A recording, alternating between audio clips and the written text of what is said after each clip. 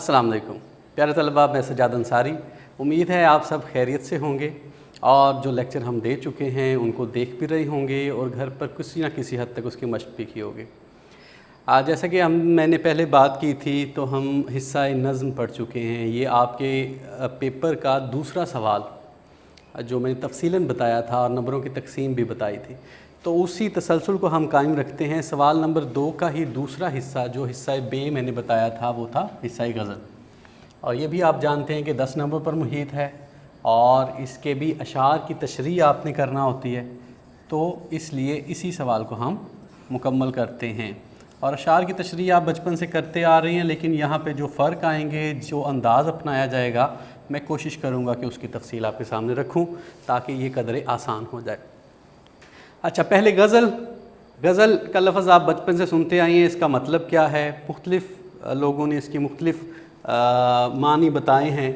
عمومی طور پر ہم جو مطلب لیتے ہیں اس سے مراد شاعری کی وہ صنف جس میں اشعار بیان ہوتے ہیں اور ان اشعار کی کوئی پابندی نہیں ہے کہ موضوع ایک ہی ہو، ہر شعر دوسرے شعر سے مختلف ہو سکتا ہے، ان کی تعداد متعین کی گئی ہے اور ان کی کوئی حد نہیں ہے، کتنے بھی اشعار لکھے جا سکتے ہیں سینکڑوں میں، لیکن کم از کم 5 اشعار عمومی طور پر ایک رائے ہے جو مانی جاتی ہے کہ اس میں غزل لکھی جا سکتی ہے۔ اس میں وہی اسلوب استعمال کیا جاتا ہے جو نظم میں ہے، اس میں اشعار میں قافیہ ردیف کا استعمال لازمی ہے۔ غزل کے لغوی معنی جو میں نے بتائے وہ یہ ہیں کہ ایک اس کو جو تعویل دیا جاتا ہے وہ ایک معنی یہ ہے کہ اس میں خواتین کی باتیں کی جاتی ہیں، ایک معنی یہ ہے کہ یہ غزال جسے ہرن کہا جاتا ہے اس کی وہ درد کی آواز جو خاص وقت میں وہ پکارتی ہے تو اسے کہا جاتا ہے غزل۔ تو عمومی طور پر یہ رویہ پہلے پایا گیا ہے کہ غزل میں صرف دکھ، پریشانی، مصائب کا ہی تذکرہ کیا جائے گا یا عشق مجازی کی طرف ہی اشارہ کیا جائے گا، لیکن آج کے دور میں یہ رویہ، یہ تخیل، یہ خیال زائل ہو چکا ہے۔ آج کے دور میں ہر موضوع پر غزل گوئی کی جاتی ہے، یعنی اشعار دیگر مسائل یا دیگر راحتوں کی طرف بھی لکھے جاتے ہیں، اس میں یہ پابندی اب نہیں رہی کہ یہ مخصوص موضوعات ہی زیر بحث آئیں گے۔ تو مختصراً یہ آپ ذہن میں رکھیں گے۔ آگے چلیں گے تو ہمارے پہلے شاعر جو ہیں ہمارے پاس وہ ہیں میر تقی میر۔ میں یہ تو نہیں کہوں گا کہ ان کا تعارف، بس سرسری سے ان کے بارے میں چند معلومات جو یقینی طور پہ آپ پہلے بھی جانتے ہوں گے کیونکہ اتنا بڑا نام ہے اردو شاعری میں، غزل گوئی میں، کہ ان کا نام ہی کافی ہے۔ میر تقی میر، ان کا اصل نام محمد تقی میر، ان کا تخلص اور ان کا تعلق آگرہ سے، آگرہ میں ان کی پیدائش ہوئی۔ آباء و اجداد حجاز سے ترک سکونت کر کے یہاں آئے تھے، پھر اس کے بعد کچھ عرصہ وہ احمد آباد میں بھی رہے، تو آگرہ میں آ کے ٹھہرے، تو آگرہ میں ان کی پیدائش ہوئی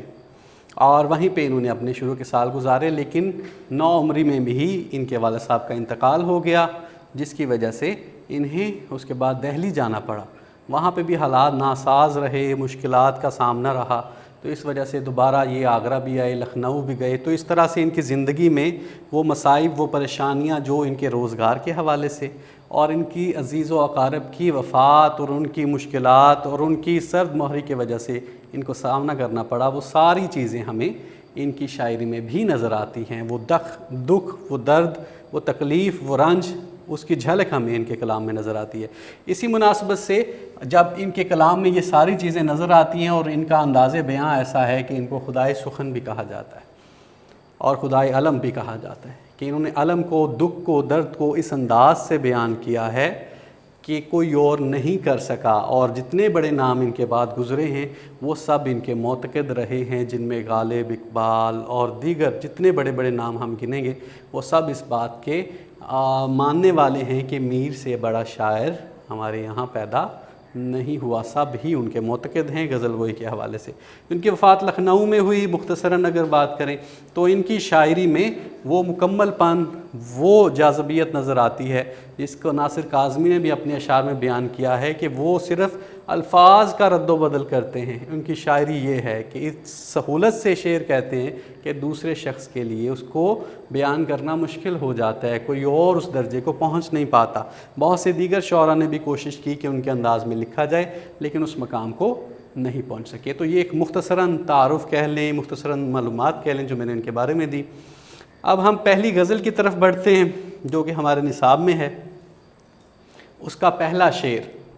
جیسا کہ میں پچھلے لیکچر میں بھی بتا چکا، جب بھی شاعری پڑھیں گے تو میں کوشش کروں گا کہ بارہا اس بات کا تذکرہ کروں تاکہ جو چیزیں آپ پڑھ چکے ہیں وہ بار بار دہرائی جائیں اور آپ ان چیزوں کو دوبارہ سے یاد کر سکیں اور ان کی مشق کرتے رہیں ساتھ ساتھ۔ تو میری مثال یا میرا اشارہ ہے شعری اصطلاحات کی طرف۔ تو پہلا شعر ہے تو سب کو ہی اب تک یاد ہونا چاہیے کہ یہ کیا کہلاتا ہے۔ پہلا شعر مطلع کہلاتا ہے۔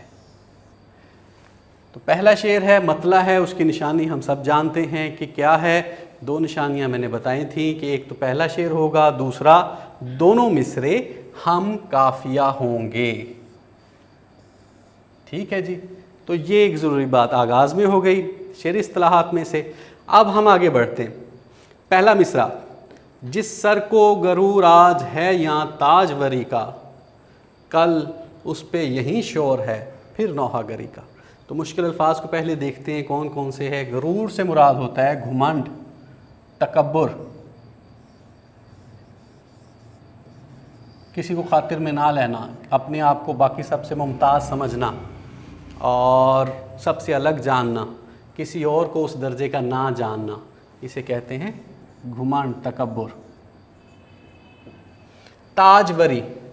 تاج وہ ایک خاص ٹوپی جو سر پہ پہنی جاتی ہے عمومی طور پر جو رہنما ہوتے ہیں، جو سربراہ ہوتے ہیں مملکت کے یا اس سلطنت کے، وہ پہنتے ہیں۔ تاج وری پہننا یعنی اپنی سلطنت سنبھالنا، اپنی تمکنت میں آنا، اپنی اس اعزاز کے ساتھ جو دنیا میں ظاہری طور پر سب سے بڑا اعزاز ہے وہ حاصل کرنا، یعنی اس دنیا کی بادشاہی کہہ سکتے ہیں آپ آسان الفاظ میں۔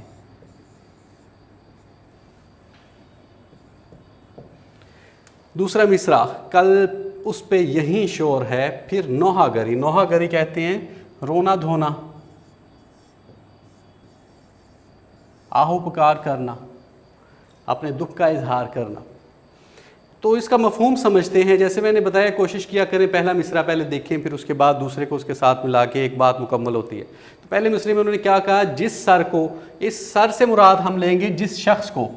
کیونکہ سر ہر شخص ہی مراد ہے، ہر شخص کے ساتھ سر لگا ہوا ہے،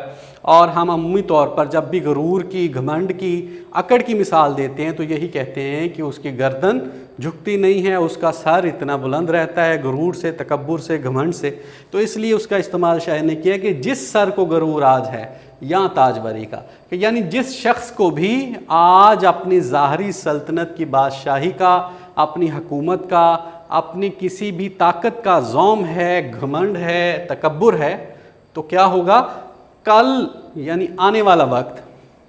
اس پہ یہی شور ہے، یعنی اسی دنیا میں، اسی جہان میں وہ یہیں پہ واویلا کرتا نظر آئے گا، نوحہ گری کرتا نظر آئے گا۔ تو اس سے ہمیں جو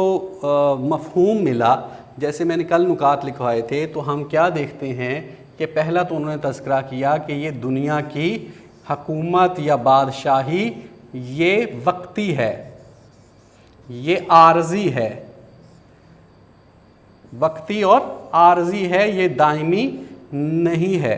اور سدا بادشاہی صرف اللہ کے ہاں ہے۔ تو جو بھی شخص اس زوم میں آ گیا اپنی ظاہری طاقت، اپنی شہرت یا اپنے مقام کی وجہ سے اور کسی کو خاطر میں نہیں لاتا، تو اس کو یہ بات یاد رکھنی چاہیے کہ یہ چیزیں اس دنیا میں دوبارہ ختم ہو جائیں گی اور اسے پھر رونے دھونے کا بھی سامنا کرنا پڑے گا۔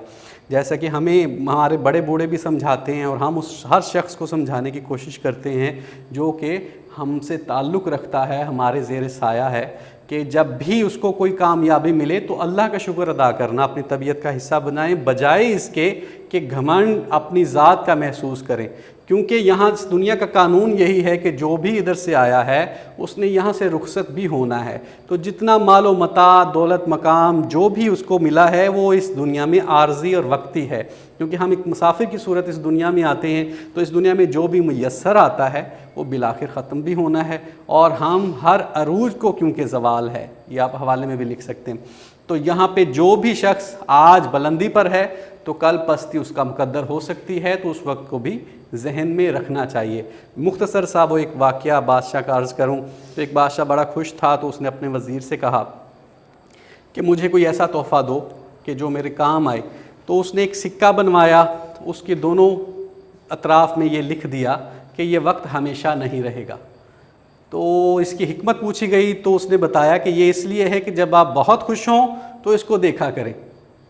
اور جب آپ بہت اداس ہوں تب بھی اس کو دیکھا کریں، تو آپ کو تسلی اطمینان مل جائے گا کہ یہ وقت عارضی ہے، یہ صورتحال عارضی ہے، یہ بالآخر ختم ہو جائے گی، یہ وقت ٹل جائیں گے۔ تو جو بھی آج مقام پہ ہے، مرتبے پہ ہے، اس کو یہ بات ذہن میں رکھنی چاہیے کہ کل کو پستی بھی اس کا مقدر ہو سکتی ہے۔ تو شاعر نے یہ انتباہ بھی کیا ہے، اس میں یہ پیغام بھی دیا ہے کہ ہمیں اپنی میانہ روی کو اختیار کرنا چاہیے، نہ کہ ظاہری مقام مرتبے کی وجہ سے اپنے آپ کو بھول جائیں اور اختیارات کا غلط استعمال کریں۔ ایک تو یہ اشارہ ہے، اس میں بے شمار مثالیں دی جا سکتی ہیں کیونکہ اتنا بڑا شعر ہے، جس میں آپ دور قریب کی اگر بات کریں تو مغلیہ سلطنت ایک بہت بڑی مثال ہے ہمارے سامنے، کہ یہ اس ہمارے خطے کی اتنی بڑی سلطنت اور اتنا بڑا خاندان کہ جن کے بارے میں تصور ان کا یہی تھا کہ یہ ختم نہیں ہوگا، تو آج ہم دیکھتے ہیں کہ ان کی قبروں کے نشان بھی مٹنا شروع ہو گئے، لوگ انہیں پہچانتے بھی نہیں ہیں اور ان کا کوئی نام نہیں ہے۔ وہ قلعے جو انہوں نے اپنی ذات کے لیے بنوائے تھے آج خالی پڑے ہیں اور وہاں پر کوئی آباد نہیں ہوتا۔ تو یہ ایک دنیا کا قانون ہے۔ تو اس قانون کے تحت انہوں نے یہ مثال دی کہ جو بھی آج عروج پر ہے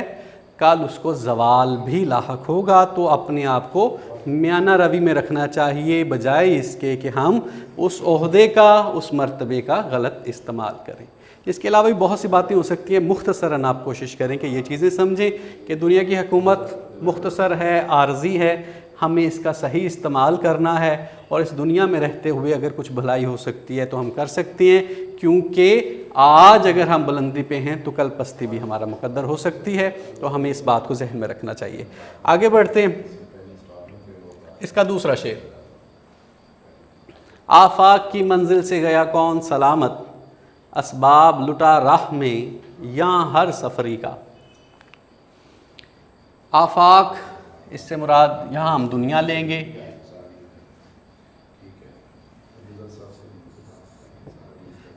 منزل سلامت خیریت سے، اگر ہم اس کا اصطلاحی مطلب اس شعر کے مطابق لیں تو بنے گا خوشی خوشی۔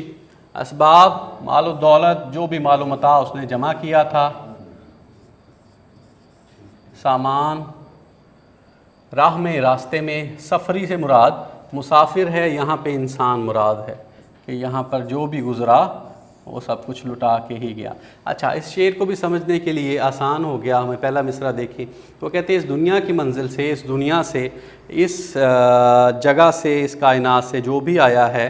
وہ یہاں سے خوشی خوشی خیریت سے نہیں گیا، کیونکہ یہ رستہ، یہ سفر ایسا ہے کہ اس میں جاتے ہوئے سب اپنا اسباب لٹا کر جاتے ہیں اور جاتے ہوئے ان کے ہاتھ خالی ہوتے ہیں۔ میں نے پہلے بھی مثال دی کہ جو بھی ہم اس دنیا میں کماتے ہیں، جو بھی جمع کرتے ہیں، بالآخر ہمارے ہاتھ خالی ہوتے ہیں۔ وہ ایک مثال جو دی جاتی ہے کہ ایک بادشاہ جب رخصت ہوا تو اس نے بھی یہی کہا کہ میرے ہاتھ باہر رکھے جائیں تاکہ لوگ دیکھیں اور عبرت حاصل کریں کہ جو میں نے آج تک مال و متاع جمع کیا وہ یہیں چھوڑے جا رہا ہوں، اور لوگ لالچ سے باز آئیں۔ تو اس شعر میں ہمیں ایک نصیحت کا بھی پیغام ملتا ہے کہ دنیا میں ہم جو بھی کماتے ہیں وہ یہیں رہ جاتا ہے، دنیا کی دولت دنیا کے لیے ہے، اور یہ عارضی ہے، اور یہاں سے جاتے ہوئے کوئی بھی خوشی خوشی اس دولت کو ساتھ لے کر نہیں جاتا۔ بہت سی حسرتیں، بہت سی خواہشیں ہمارے ساتھ چمٹی رہتے ہیں جن سے ہم جان نہیں چھٹا پاتے، اور کوئی بھی شخص جب بھی آپ دیکھیں کہ ارد گرد کب کسی کی بھی وفات ہوتی ہے، کوئی بھی شخص مرتا ہے تو ہنسی ہنسی موت کو قبول نہیں کرتا، اس کی خواہش ہوتی ہے، وہ اپنا ہر ممکن علاج کرواتا ہے، وہ ہر ممکن تگ و دو کرتا ہے جس سے وہ حیات پا جائے، چند برس اور جی لے، اور وہ خواہشیں جو اس کے ذہن میں، اس کے دل میں ہیں، اس کو پورا کر سکے۔ ہر شخص تگ و دو میں لگا نظر آتا ہے، یہی جد و جہد نظر آتی ہے کہ ہم ایک دوسرے سے آگے بڑھ جائیں۔ ہر شخص کے ساتھ بہت سی خواہشیں، بہت سی تمنائیں جڑی ہوئی ہوتی ہیں، لیکن وہ پوری نہیں ہو پاتی۔ کچھ بھی کر لیں تو دنیا میں جب کوئی رخصت ہوتا ہے تو ایک کسک، ایک آرزو اس کے دل میں رہ ہی جاتی ہے، تو وہ خوشی خوشی خیریت سے یہاں رخصت نہیں ہوتا۔ بہت سی خواہشات ادھوری رہ جاتی ہیں ہاتھ جانے والے شخص کی، تو وہ جو مال و متاع اور وہ جو ساری منصوبہ سازی اس نے کی ہوتی ہے وہ یہی کی یہی رہ جاتی ہے، اور بالآخر اس کو یہاں سے رخصت ہونا پڑتا ہے، اور جو مال و دولت اسباب اور جو وسائل اس نے جمع کیے ہوتے ہیں وہ یہیں لٹا کر اس کو جانا پڑتا ہے۔ یہ ایک تلخ حقیقت ہے دنیا کی جو انہوں نے ہمیں اس شعر میں بتائی ہے، کہ تلخ حقیقت یہ ہے کہ اس دنیا کا مال اسی دنیا میں رہے گا، ہم کبھی بھی اپنی خواہشیں مکمل نہیں کر پاتے کہ، اور وہ ایک خواہش کے حوالے سے شعر بھی اس میں حوالے میں دیے جا سکتا ہے، ہزاروں خواہشیں ایسی کہ ہر خواہش پہ دم نکلے۔ تو یہ شعر مختصراً اگر ہم بات کریں تو اس میں ایک نصیحت کا پہلو اور ایک تلخ حقیقت کا پہلو کہ یہ دنیا کا جو کاروبار ہے اس کے جو معاملات ہیں وہ یہی ہیں، یہی تلخ ہیں کہ جو بھی آیا ہے، جو بھی یہاں سے رخصت ہوتا ہے تو جاتے ہوئے وہ روتا جاتا ہے، خیریت سے سلامتی سے رخصت نہیں ہوتا، اور اپنا جو بھی مال و متاع ہے یہاں گوا کر خالی ہاتھ رخصت ہوتا ہے۔ ٹھیک ہے جی، تو یہ میں نے نکات لکھوائے، آپ لوگ کوشش یہ کریں گے کہ ان نکات کی مدد سے اس شعر کو سمجھیں گے بھی اور اس کی مشق کریں گے لکھنے سے، کیونکہ تشریح لکھنے کا ہی نام ہے، جب تک آپ لکھیں گے نہیں اس کو بہتر کر نہیں سکیں گے۔ آپ شعر کو سمجھ کر اس کی 2-4 سطور ان نکات کی مدد سے لکھیں گے تو یہی مدد کریں گی آپ کو بہتر تشریح کرنے کی۔ اگر کہیں کوئی بات رہ گئی ہو تو آپ مجھ سے دوبارہ پوچھ سکتے ہیں گروپ میں، باقی انشاءاللہ جو غزل رہ گئی ہے وہ ہم اگلے لیکچر میں مکمل کریں گے۔ اب مجھے اجازت دیجیے، اللہ حافظ۔